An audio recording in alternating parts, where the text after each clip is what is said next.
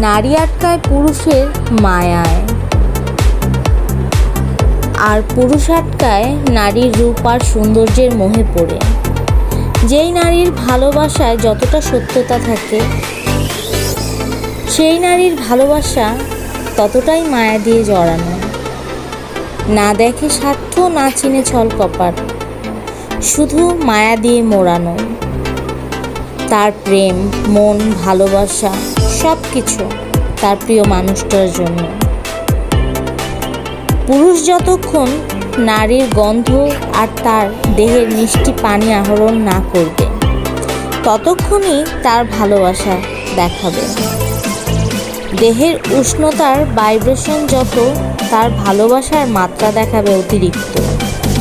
মন আর দেহের চাহিদায় যতক্ষণ ঘাটতি মিলবে, পুরুষের দূরত্ব ব্যস্ততায় রূপ নিবে, আবার অন্য কোনো নারীর সন্ধানে ছুটবে।